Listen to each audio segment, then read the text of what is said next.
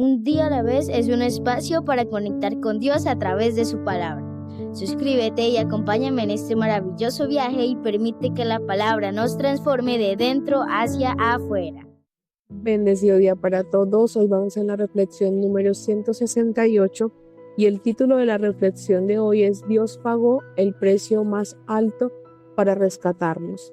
Las lecturas las encontramos en Segunda de Reyes capítulos 20 y 21, en Oseas capítulo 3 y en el Evangelio de Juan capítulo 14. Dice la palabra de Dios que cuando Dios nos salvó, en realidad nos compró y el precio que pagó por nosotros fue un precio muy alto. También dice, pues nosotros sabemos que Dios pagó un rescate para salvarnos de la vida vacía que habíamos heredado de nuestros antepasados. No fue pagado con oro ni plata, los cuales pierden su valor, sino que fue con la preciosísima sangre de Cristo, el Cordero de Dios, que no tiene pecado ni mancha. Que tú y yo hayamos sido perdonados costó la sangre del Cordero. Esa fue la fianza. Que así como cuando un juez le da una libertad a un preso pagando un dinero que era impagable, una suma que nosotros no podíamos pagar, Cristo dijo, yo la pago, y cada gota de su sangre fue para nuestro perdón. Por eso legalmente, ante los ojos de Dios, nosotros fuimos justamente perdonados, porque en Cristo se juzgó el pecado de toda la humanidad. Es cuestión de recibir esa libertad por la cual Cristo ya pagó. ¿Tú imaginas el amor de Dios? Si tú ves todo el Antiguo Testamento, nadie sin el Espíritu Santo. Y por Cristo, por su obra consumada, el Espíritu Santo fue derramado a todos nosotros para que nos guiara, para que nos hiciera totalmente libres de todos nuestros deseos pecaminosos, de todos nuestros deseos contrarios a la luz. Y cada vez que creemos que es por nuestras fuerzas, decimos que el precio que Cristo pagó no significa nada. ¿Tú darías la vida de tu hijo por alguien culpable? No, ¿cierto? Probablemente por un justo lo harías, pero por alguien que se haya equivocado no. Y Dios hizo eso por ti y por mí. Aún en nuestras infidelidades, Él dijo que valía la pena morir por nosotros. Este es un regalo que no alcanzamos a comprender, pero es un regalo maravilloso de gracia y de amor. En el capítulo 20 de Segunda de Reyes se relata la enfermedad terminal del rey Ezequías de Judá. Tras orar y llorar, Dios le añade 15 años de vida y le da una señal milagrosa. Más tarde, Ezequías comete el error de mostrar sus riquezas a embajadores de Babilonia, lo que provoca una profecía de su futura caída. Mostrar nuestras riquezas puede ser una muestra de orgullo. Nos sentimos importantes por lo que tenemos y después de una caída, vemos que antes estaba el orgullo. Enfermedad de Ezequías. Por estos días Ezequías cayó gravemente enfermo. Entonces el profeta Isaías, hijo de Amós, fue a visitarlo y le dijo, así dice el Señor, pon tu casa en orden porque no vas a sanar, sino que morirás. Ezequías volvió su rostro a la pared y oró al Señor y le dijo, Señor, te ruego que hagas memoria de que en verdad me he conducido delante de ti con integridad de corazón y que he hecho todo lo que te agrada. Y Ezequías prorrumpió en llanto. Pero antes de que Isaías llegara a la mitad del patio, la palabra del Señor vino a Isaías y le dijo, regresa y dile a Ezequías, príncipe de mi pueblo, que yo, el Señor, Dios de su antepasado David, he dicho, he escuchado tu oración y he visto tus lágrimas. Te voy a devolver la salud y dentro de 3 días vas a ir a mi templo. Voy a darte 15 años más de vida y a ti y a esta ciudad los voy a librar del poder del rey de Asiria. Por mí mismo y por mi siervo David voy a proteger a esta ciudad. Dicho esto, Isaías ordenó que se hiciera una masa de higos y en cuanto la hicieron, se la pusieron sobre la llaga y Ezequías sanó. Antes de eso, Ezequías le había preguntado a Isaías, ¿qué señal voy a tener de que el Señor sanará y de que dentro de 3 días iré al templo del Señor? Isaías le respondió, ¿qué señal quieres recibir de que el Señor hará lo que te ha dicho? ¿Quieres que la sombra avance 10 grados o que los retroceda? Y Ezequías dijo: que la sombra avance 10 grados es fácil, lo difícil es que la sombra retroceda. Entonces el profeta Isaías oró al Señor y el Señor hizo que la sombra retrocediera los 10 grados que había avanzado en el reloj de Ahaz. Vemos que Dios es misericordioso y si Él ve un corazón contrito y humillado, Él concede las peticiones del corazón. ¿Cuántas cosas tú no has pedido porque crees que Dios no te las concederá? Pero si tú sabes que nosotros, siendo malos, damos cosas buenas a nuestros hijos, cuánto más el Padre Celestial no dará cosas buenas a quienes se la pidan. Ezequías confió y Dios le añadió vida. ¿Tú confías? ¿Tú le pides a Dios que añada algo a ti, que te dé algo? ¿O crees que no es capaz de hacerlo? Pero siempre hay que recordar que Dios es soberano y Él sabe si eso que estás pidiendo hoy va a ser de bendición. Y si te va a dar algo, también te va a llevar por el proceso para poderlo recibir, para que sea esa bendición en tu vida. Ezequías y los emisarios de Babilonia. Emisarios, mira que un emisario es alguien que viene a robar, es alguien que viene por información. Entonces hay que tener cuidado con esos emisarios. Por esos días, Merodach Baladán, hijo de Baladán, rey de Babilonia, envió cartas y presentes a Ezequías por conducto de unos mensajeros, pues se había enterado de que Ezequías había caído enfermo. Cuando Ezequías lo supo, le mostró todo su palacio y sus tesoros, con la plata y el oro y las especias y ungüentos preciosos. También les mostró su depósito de armas y todo lo que había en sus tesoros. No hubo nada que Ezequías no les mostrara, tanto en su palacio como de todos sus dominios. Pero el profeta Isaías vino y le dijo al rey Ezequías: ¿qué te han dicho esos hombres? ¿De dónde vienen? Y Ezequías le respondió: vienen de Babilonia, un país muy lejano. Isaías volvió a decir: ¿y qué es lo que vieron de tu palacio? Ezequías respondió: vieron todo lo que tengo allí. No quedó nada de mis tesoros que yo no les haya mostrado. Entonces Isaías le dijo a Ezequías: oye ahora la palabra del Señor. Vienen días en que todo lo que está en tu palacio y todas las riquezas de tus antepasados acumularon hasta el día de hoy será llevado a Babilonia sin dejar nada. El Señor lo ha dicho: a tus hijos, a los que vas a engendrar, se los llevarán y los harán eunucos para que sirvan en el palacio del rey de Babilonia. Entonces Ezequías le dijo a Isaías: es buena la palabra del Señor que me has comunicado. Después añadió: al menos habrá paz y seguridad mientras yo viva. Muerte de Ezequías. Los demás hechos de Ezequías y todo su poder y sus obras en el estanque y el acueducto para llevar agua a la ciudad se hallan registrados en el libro de las crónicas de los reyes de Judá. Y Ezequías fue a reunirse con sus padres y en su lugar reinó su hijo Manases. Vemos que Ezequías mostró todo lo que tenía. Si Asiria era su enemigo, ¿por qué le mostró todo? Envía espías para saber qué podía llevarse. Hay que ser sabios y saber a quién le muestra sus tesoros. En Reyes 21, de la segunda de Reyes 21, relata el reinado de los reyes Manases y Amón.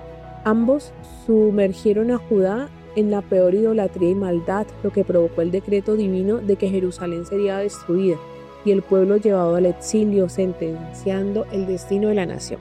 Reinado de Manases. Manases tenía 12 años cuando comenzó a reinar y reinó en Jerusalén 55 años. Su madre se llamaba Epit-Siba, pero Manases hizo lo malo a los ojos del Señor, pues siguió las prácticas repugnantes de las naciones que el Señor había arrojado de la presencia de los israelitas. Además, reconstruyó los altares en los montes que Ezequías su padre había derribado y erigió altares a Baal. Hizo una imagen de acera como lo había hecho el rey Ahab de Israel y adoró y rindió culto a todo el ejército de los cielos. De igual manera construyó altares en el templo del Señor, del cual el Señor había dicho: yo pondré mi nombre en Jerusalén.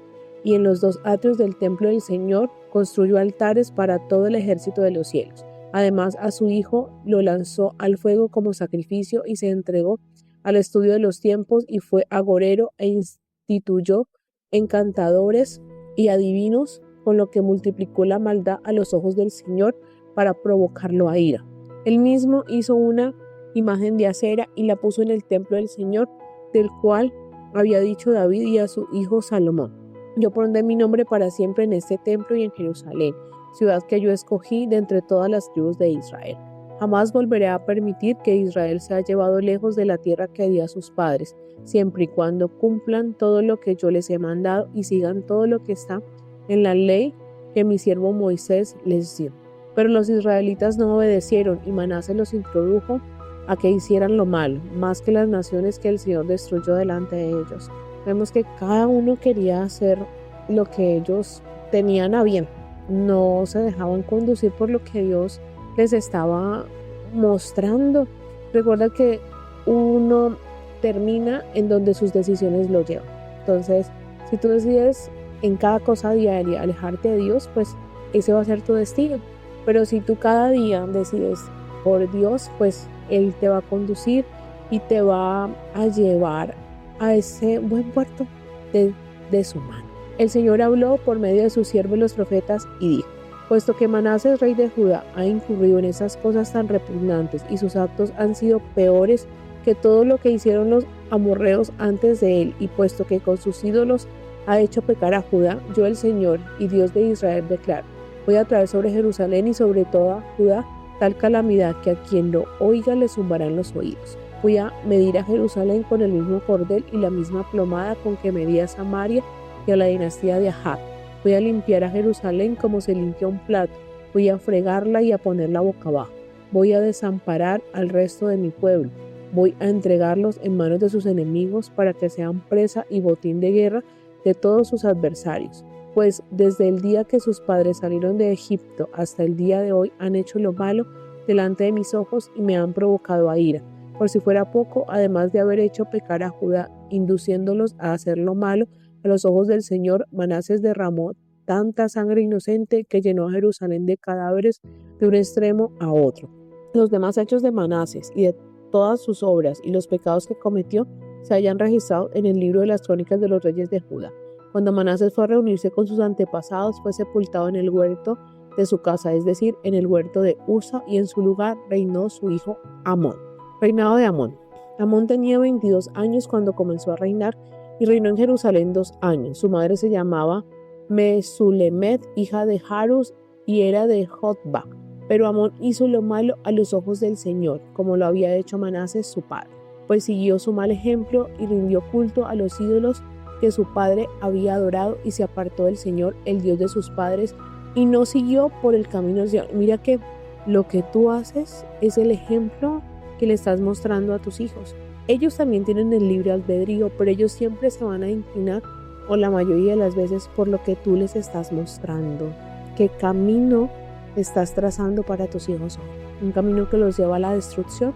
¿Un camino que los lleva a la libertad que Cristo nos regaló por gracia? Un día los siervos del rey Amón conspiraron contra él y lo mataron dentro de su mismo palacio. Entonces la gente del pueblo mató a todos los que habían conspirado contra el rey Amón y en su lugar proclamaron rey a su hijo Josías.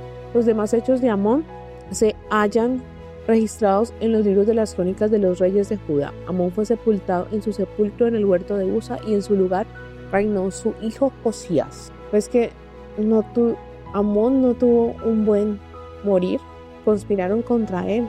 Cuando tú te vas por el camino que no es, muchas cosas se van en tu contra y terminan ahogándote, terminan acabando contigo. Oseas 3 ilustra el amor incondicional y redentor de Dios. A través de la orden de Dios de ir a rescatar a su esposa adúltera, Oseas muestra cómo el Señor continúa amando y restaurando a su pueblo, incluso cuando éste le es infiel. Mira, tú y yo somos infieles. Todos los días pecamos, pero aún así Dios nos sigue amando. Oseas y la adúltera. Todavía el Señor volvió a decirme: ve y ama a esa adúltera, a quien ama su amigo como ama el Señor a los hijos de Israel. Ama a esa adúltera, o sea, ama a ese pecador.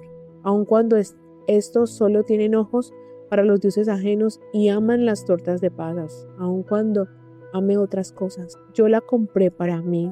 Dios te compró, Dios me compró. Di por ella 15 monedas de plata. No, dio toda la sangre de Jesús y 200 litros de cebada, y le dije: tú serás mía durante mucho tiempo, tú serás mía para siempre. Tú, la persona que me escucha hoy, la sangre de Cristo te compró. Tú le perteneces, eres de su propiedad. No te prostituirás más, no tendrás nada en tu corazón diferente a lo que Dios tiene para ti.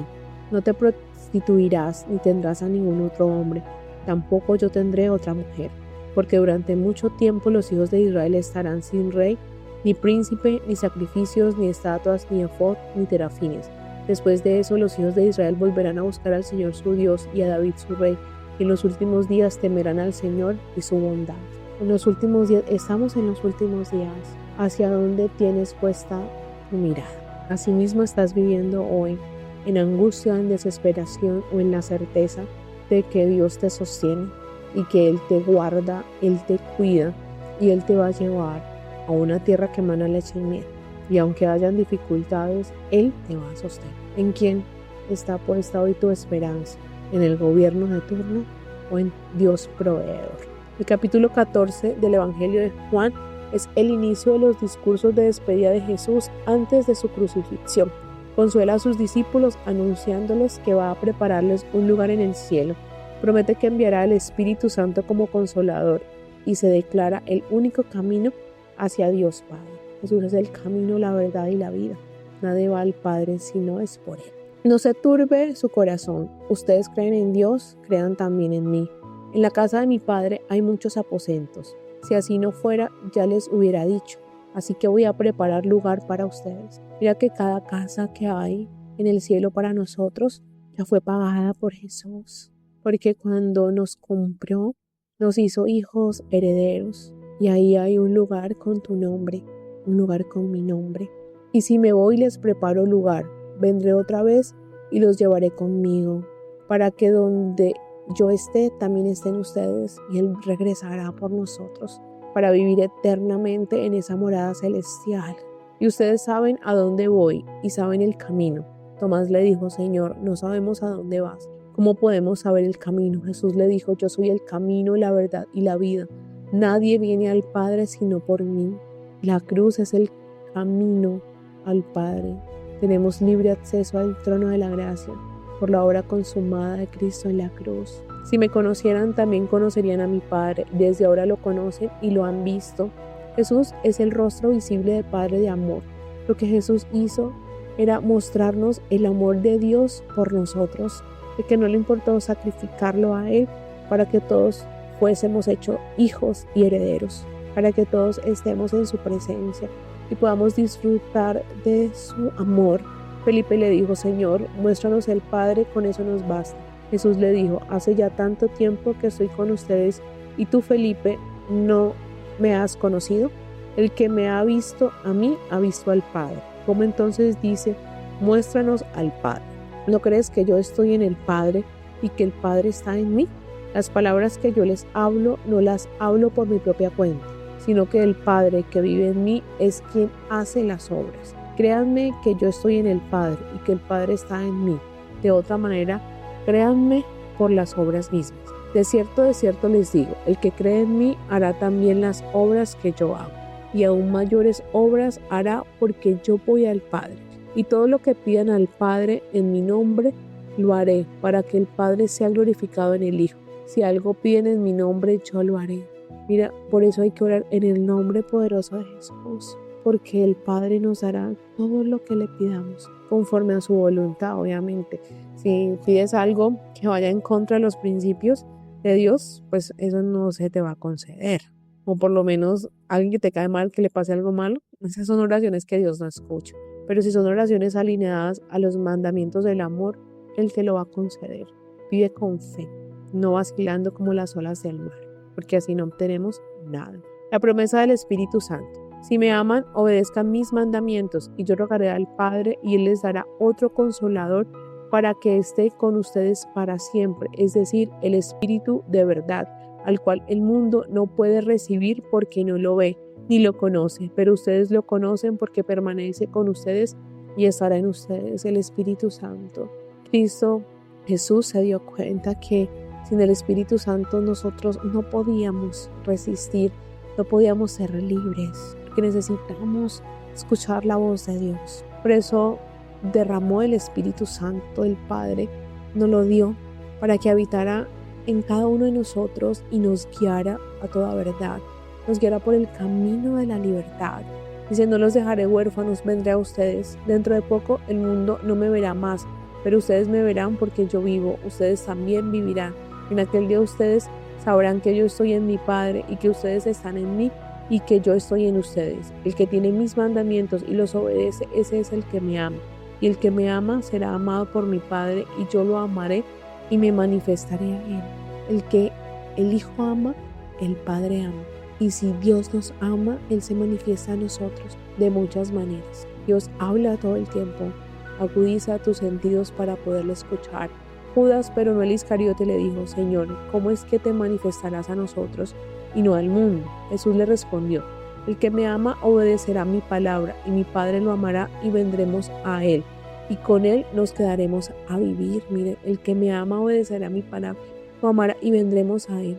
Dios vive dentro de nosotros, Padre, Hijo y Espíritu Santo está dentro. Si tú amas a Dios, Él se ha aposentado en ti. Si tú recibes el regalo de la gracia, Él está dentro de ti. El que no me ama, no me obedece, no obedece mi palabra, y la palabra que han oído no es mía, sino del Padre que me envió. Si tú no crees en Jesús, no crees en el Padre. Les he dicho estas cosas mientras estoy con ustedes, pero el Espíritu Santo, a quien el Padre enviará en mi nombre, los consolará y les enseñará todas las cosas y les recordará todo lo que yo les he dicho. Todo el Espíritu Santo nos va a recordar todo lo que Jesús nos dijo. El Espíritu Santo nos va a revelar a Jesús en la palabra. El Espíritu Santo nos va a bajar todo lo que necesitamos del cielo. El Espíritu Santo nos dará la sabiduría, la paz, la tranquilidad, el gozo, dominio propio, todos los dones. ¿Por qué? Por pasar tiempo en la presencia. La paz les dejo, mi paz les doy. Yo no la doy como el mundo la da. No dejen que su corazón se turbe y tenga miedo.